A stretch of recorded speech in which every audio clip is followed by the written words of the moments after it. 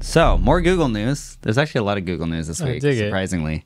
Something that we've been waiting for a very long time that seemed like the very natural accelerant of this large language model chat GPT thing is that Google is now going to supercharge the Google Assistant with generative AI and Bard support. Send it. Which seems like something that made sense for a very long time, right? Like, you have these large language models that are creating all of this text. Naturally, Google has really good voice AI stuff with Google Assistant. Makes sense that now you would ask it a question and it would just be able to tell you an answer. Well, you got to be careful, though, because it is Google. Yes. And you remember our angle on Google versus like maybe just a Bing thing, where Bing has a lot to gain so they can go a little crazy. Yeah. And you know how people, remember when Siri first came out, everyone immediately tries to break it? They just start asking it insane questions. Totally. For all of that activity, it already kind of had a built-in failsafe of like, we didn't really account for this command, so we're just going to do a web search or just tell you we don't know. Yeah. If you pull it in a random insane query into Bard, it'll give you an answer. It'll just tell you something. Yeah. And that answer might not necessarily be real. Yeah. And I don't know if Google wants that right away. An interesting thing, both in the Google generative experience that they have for search right now, and also just Google in general and transformers in general, is when you're training one of these transformers, you can train it to be more accurate versus more creative. The accuracy just means that it will more directly pull from sources. Source. Right. And I think the Google generative experience does that pretty hardcore, to the point where there's a lot of writers that are saying it's literally scraping my website and saying the exact same phrases that are on my website, which is kind of funny because currently Google Assistant already goes like, according to Wikipedia, and then it says the exact chunk that's on Wikipedia. Right.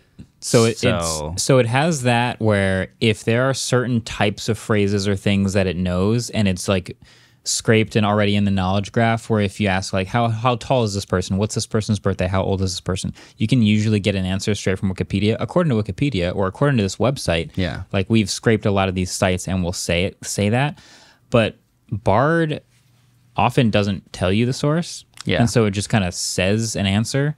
And I don't know how much Google wants to like have the assistant start just saying things if it doesn't have a good answer or a good source for them. I mean, it's going to pull from a source no matter what, right? Because it kind of has to in order to answer. I mean, maybe this is naive, but like when I'm asking just my Google Home, it's usually something really quick I want. It's not like I'm like writing up an article and I'm like, hey, G-word, I need like this. It's more like, oh, I'm watching TV and I forgot who that what other show I think that's X how most actor people is, and use like it. so I wouldn't, not that I wouldn't care that it's not accurate, but I'd be like less worried. Like I hate when I ask a simple question, it's like, according to Wikipedia, it is this. Also, they're 5'9" and they were born on this day. It's like, just chill. Like understand. I just want a very simple My guess answer. as well is that it's just going to be a much more natural language-esque assistant, right? You can just have regular conversations with it. I do like that. But for the hard data parts, it'll probably be tailored to pulling the hard data. So if you're just having a conversation or you like ask it a question, be like, oh yeah, Marques, let me check my sources. Okay, over here it says, and then data pull, blah, blah, blah, blah, blah, blah, blah. Anything else you want to know? You know, that kind of thing. And the cool thing about transformers too is because like the way they work, every single time you like ask a query, it'll pull different stuff. It'll say something different.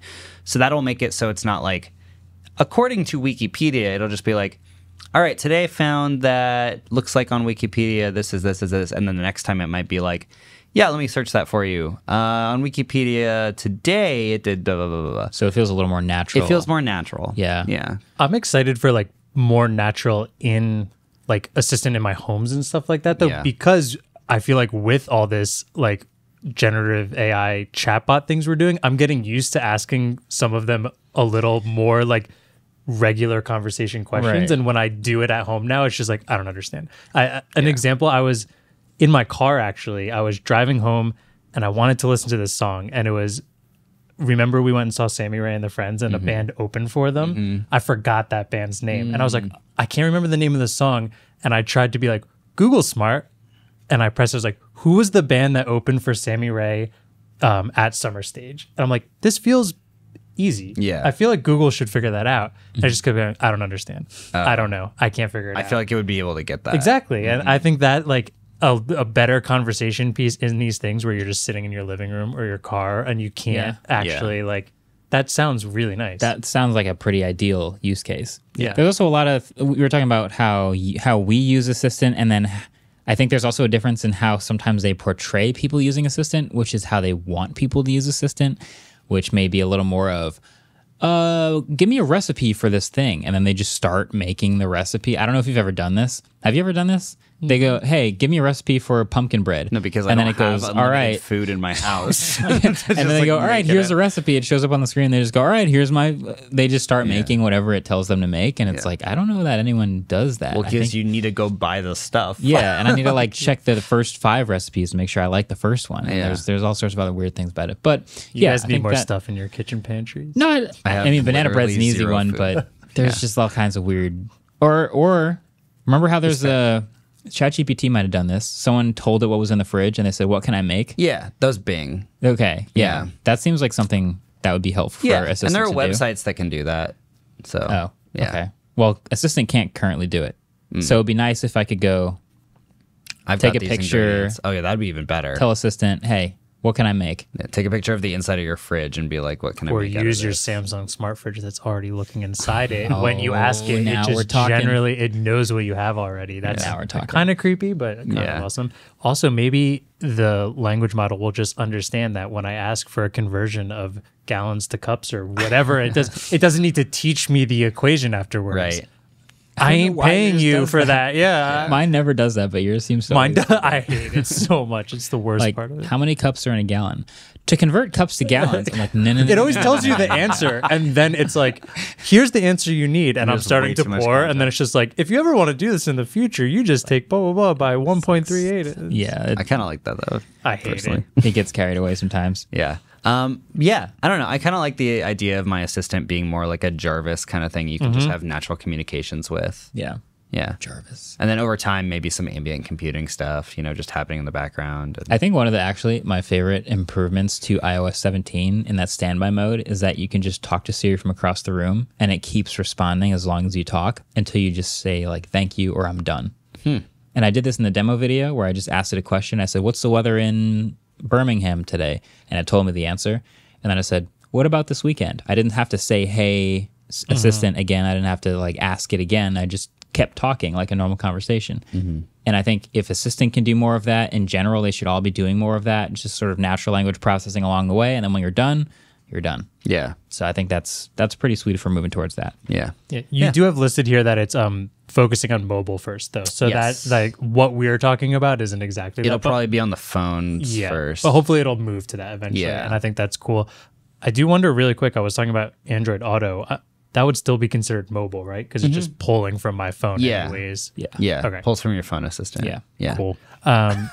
Google is also starting a Find My Device network, like an AirTag competitor. And They announced it a while ago, but it got they did. delayed. I'm excited for this because I lost my bag on my last trip and I don't have an iPhone. And I was like, should bring an AirTag on my next trip. And I didn't, but I should have. And then I wouldn't have to if this was around. Story time. So I use Pixel Fold now, but I keep the iPhone on me because it's like a universal remote for a lot of the Apple services that are really useful to me. Literally yesterday, I was my friend's looking for a new job, so we were going around to different bars and cafes and dropping off her resume and stuff. And I brought my camera with me because I always bring a camera with me, and I had my AirTag on it. And at the end of the evening, I was like, "Where's my camera?"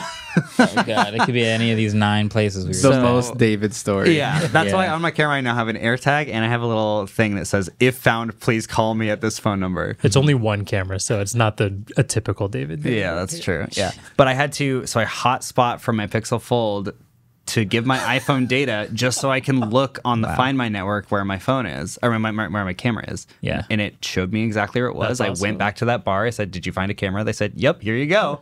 Wow.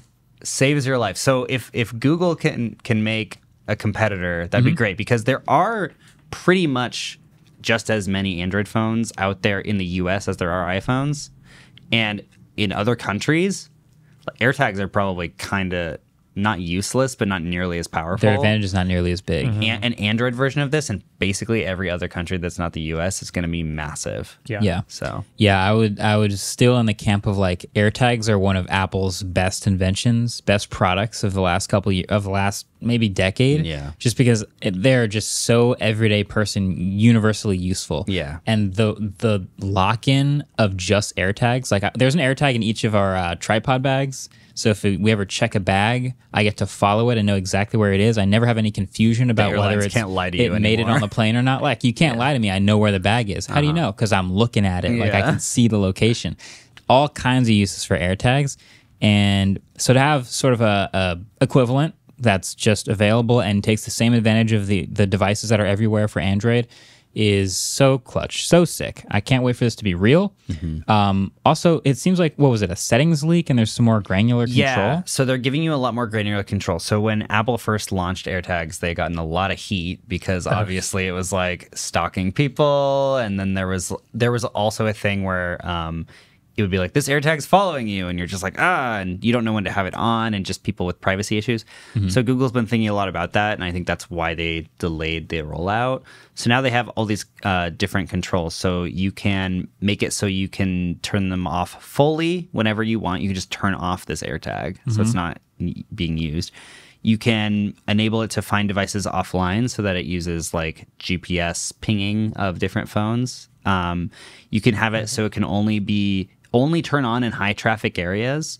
So like if you go to an airport and there's like a lot of phones in a dense area, then it's easier to find your thing. You know, maybe you need to ping your bag on the conveyor belt in an airport or something like that. Okay.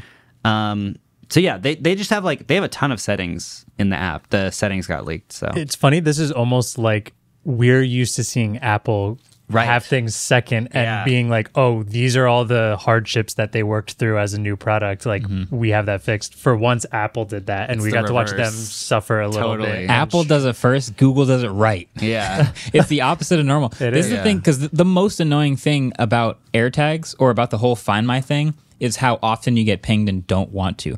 I get told that I left my iPhone behind every day. Like I walk to a different room in the studio. It's like, hey, did you know you don't have your phone? Yeah. Like, yeah, I know. I need that. Did you know but it's with me. It's just not on me. Well, even if it's on you, like I'll have my camera around my neck and I'll get a ping that's like, you left your camera behind. I'm like, no, it is around my neck. That's just wrong then. Yeah. No, it's wrong. So let me dig into the settings and be like, and there's often a button comes up that says like trust this location, but I still want to know if I leave my keys at work and leave work. So I can't hit trust this location, because if I do leave work, it's not going to tell me. So I do need it to tell me, but I need it to be more accurate. I need settings. Yeah. I need the settings to help me dial this in. I need and so Google's doing it right, where Apple was just like, you know, they obviously have a great product. What this but does track is that Google's giving you settings and Apple's not. That's pretty much on track. Yeah. Pretty perfect. This is funny. I didn't know AirTags did that. Probably one of the most used features on my watch is the ring your phone button. Yeah. Which I use on my like Google Home as well a lot also. But when I'm in a place where I feel comfortable, I like don't carry things in my pocket. I just put them down. The amount of times I leave my phone somewhere in this office and then just go, I haven't seen it in a few hours. I don't know where it is. Like if it actually pinged me to be like, you walked away. So it would tell you walked away, and you'd be like, where did you walk away? And it would just tell you the address. And you have to go look it up and see if you can dig in the app. So it's not much different. It gets pretty annoying. It gets pretty annoying. I think Apple needs to be adding some settings. Yeah. Shocker. They're not going to. Yeah. All right. Hey, thanks for watching this clip. I think we should end this outro with just rumors and speculation about the next episode of Waveform. Zuzu has a Zuri's rumor. chimed in. Zuri, what do you think? What's going on? Zuri, are you going to be in the next podcast episode? I heard confirmed next episode is over an hour long. Confirmed. That's what I heard. Oh, she agrees. She agrees. Zuri agrees. I heard it's going to be slightly better. Bet. She disagrees. Slightly better. No shot. She's like, I don't think so. I heard it's going to have 700,000 views. Confirmed? Confirmed. Or is that just speculation? Zuri hasn't won, so... as long as everyone likes and subscribes this clip, it could happen. So give her the mic. Give her the mic. Yeah. Oh, she's scared of the mic. of the mic. God, don't scare her, Ellis. I'm sorry, guys. What the heck? Oh, she's back. Scaring a dog? What do you push over old people too? Like and subscribe.